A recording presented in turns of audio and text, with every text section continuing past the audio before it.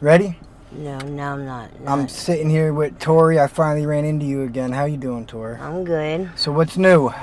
I found Daniel, and he's okay. He was missing for what? Almost over a week, right? Like 2 weeks, yeah. I know you were getting real worried about that, man. It's the second time he did this to me. Okay. Like, I mean, this time it wasn't 2 months, but I mean, a couple weeks is enough.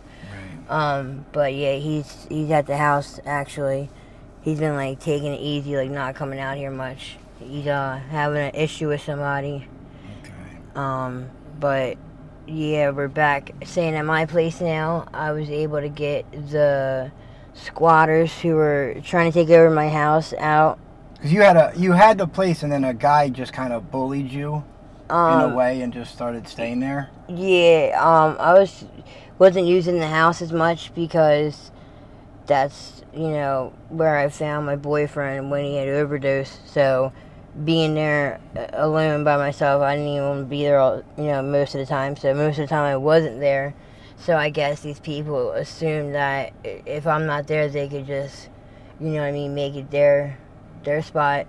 Right. And it became to the point where when I did come home, they would basically tell me I couldn't stay in my place. So I had to call the police, and I have warrants, so I was really scared to do that.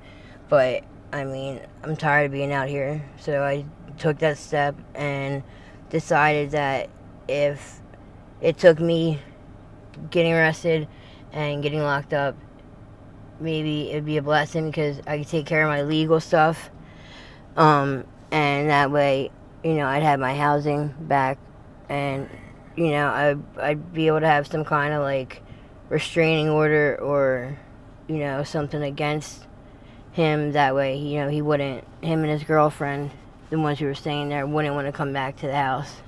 Right. So they haven't been there. I've been there for like a week now. Now, is the door still messed up? The door's screwed up. All right. They like kicked the door in. It's like the 5th time. It's like off the hinges. My friend came up and put like a deadbolt on. But the whole frame, like the whole door is screwed up itself. I'm still waiting for the landlord to fix that. They spray painted the walls. They like ripped the sink out of the wall. The ceiling started caving in the corner in the living room, and I mean, just the house itself destroyed. They stole everything I owned.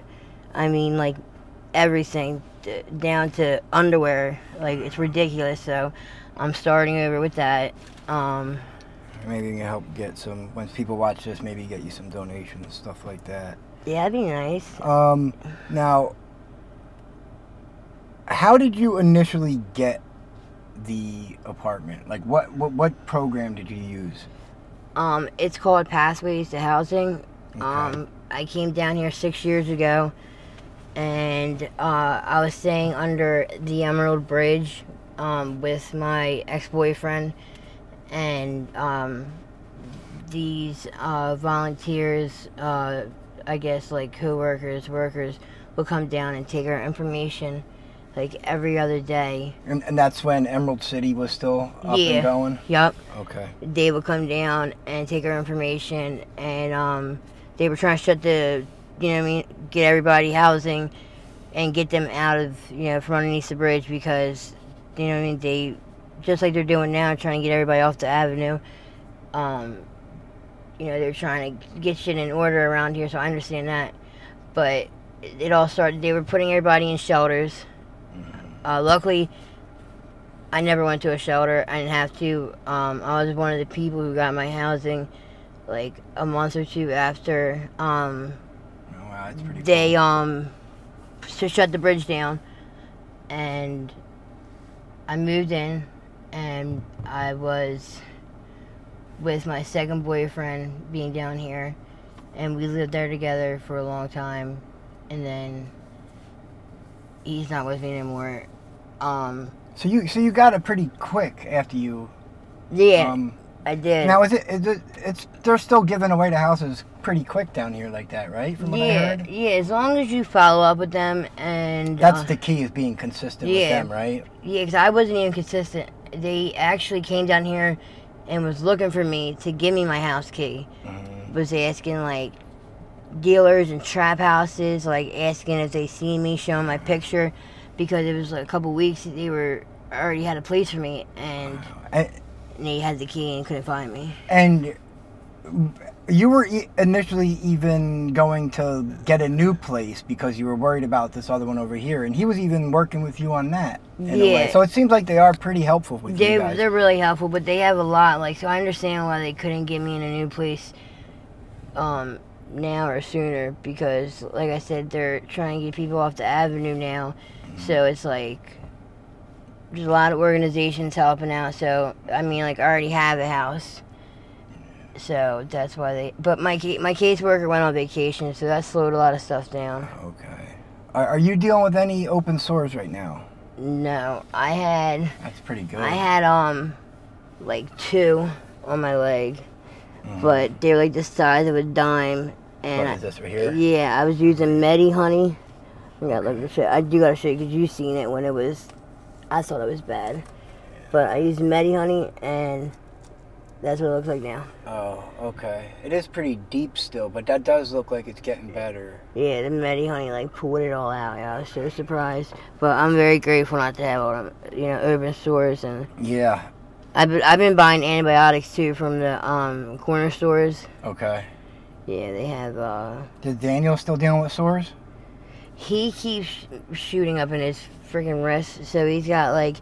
2 on each side of his wrist. He's got like abscesses, and he keeps messing with it, and he won't go to the hospital, so I keep just giving him antibiotics. But so I guess part of when you were looking for your brother, you got to talk to your mom again, right? Yeah. How was that?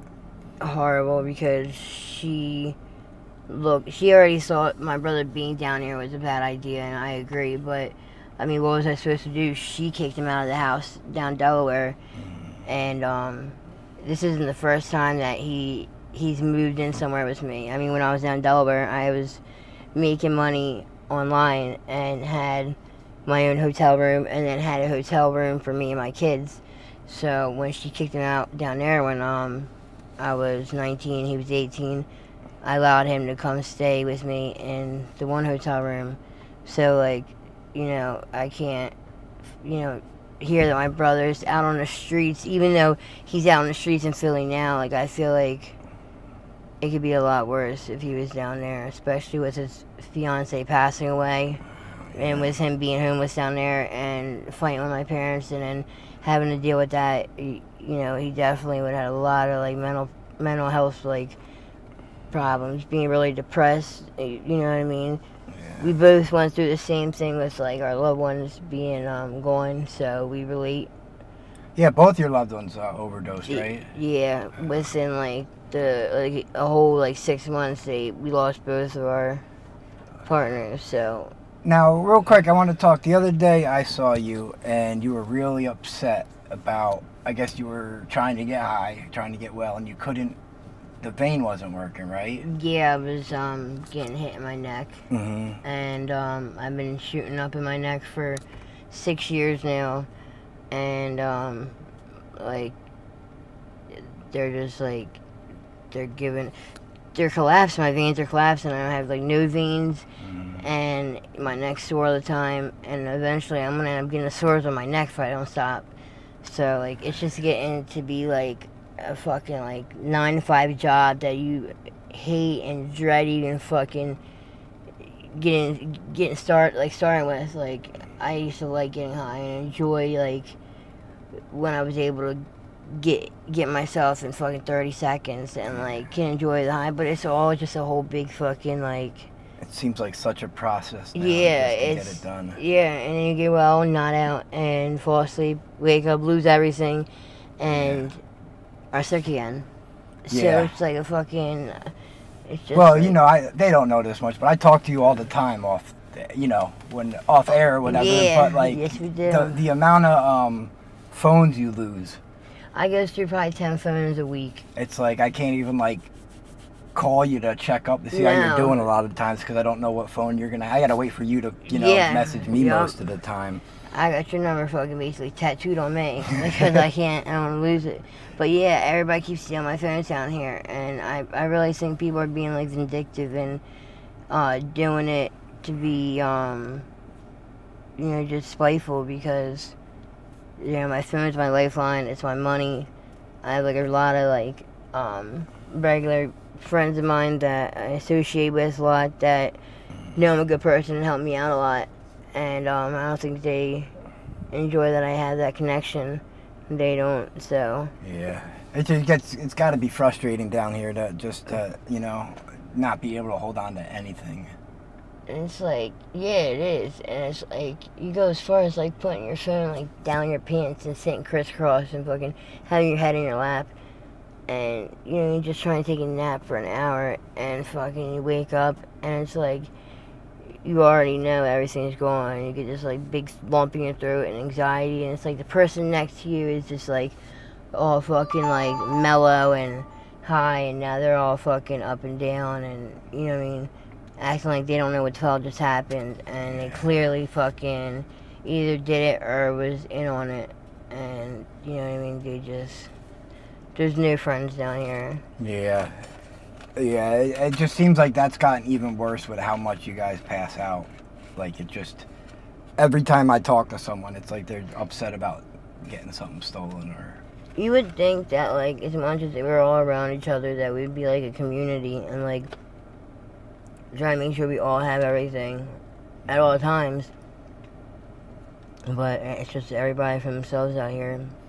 And it's like they just wait for someone to fall asleep. Now, have you had any other thoughts recently about, getting off the streets? Are you still okay down here? Not okay, you know what I mean. Mm-hmm. Where are you at mentally with where you're at? And my brother has been talking to my mom a lot, and she's been on the methadone clinic for 16 years. Mm-hmm. I was court ordered to the methadone clinic at 17. Being prescribed on methadone because I was getting in trouble because I was getting high. I just started getting high. And they didn't want to keep putting me in juvie for getting high. They wanted me to get help, so they court ordered me to Brandywine Counseling in Delaware. So, my mom was already on the clinic at the time, so I got on too as well. And,